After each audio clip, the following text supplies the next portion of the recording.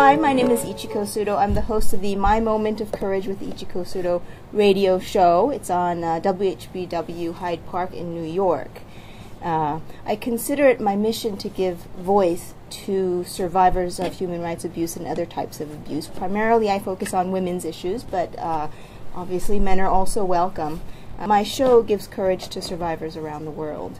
But today I'm here to talk about faith-breaking of members of the Unification Church in Japan. So thousands of young Japanese college students and young people in their 20s, mostly women, are being kidnapped and held against their will in private prisons in Japan for months and years. And during their confinements, physically abused, emotionally abused, some cases starved, tortured, and even raped in order to change their religion. And unbelievably, like you've been hearing, it's their parents who are committing these illegal acts. Here are some pictures of recent victims. You'll notice that they're mostly women, and they're mostly in their 20s. Crowbars, stun guns, chains are used during these abductions. These are not kind to have a little conversation. I mean, these are physically brutal in some cases when they start to use things like crowbars. This is a typical locking device. This is actually a real lock that someone had taken with them back from their location of confinement. So this one's real. But if you listen to, and I've interviewed many survivors, a lot of them talk about these kinds of contraptions as well as lots of chains and locks. Like Mr. Sumitomo said, there were 7 locks on the front door of that location. So there's no way out of that. This is that same lock. So it's made so you can't turn the actual, the doorknob. This is a confinement building. It's a typical confinement building. It's not like this one little unrelated incident and someone found a little location and that's where they put them. It's organized. But even after release, many survivors suffer from depression and PTSD.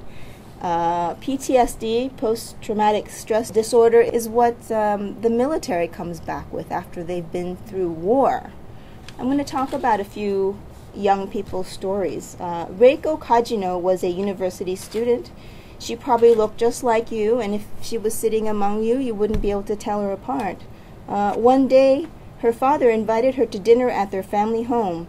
When she got there, 4 people ambushed her, forced her into a taxi, and took her to a place that had been prepared for her confinement. For 36 days, they held her there while a professional faith breaker who had been retained by her parents sought to break her, barraging her, harassing her, humiliating her. Afterwards, she was moved to the faith breaker's apartment, and in the evening, while she was taking a bath with the door locked, the faith breaker opened the door with a duplicate key and assaulted her, and for the next 65 days she was raped so many times she could not count. She essentially became his sex slave, and at one point he even shaved her pubic hair. Out of desperation, she finally managed to escape, and when her father learned the truth of what happened to her, he hung himself. Reiko Kajino, by the way, is a pseudonym. She is not public about this.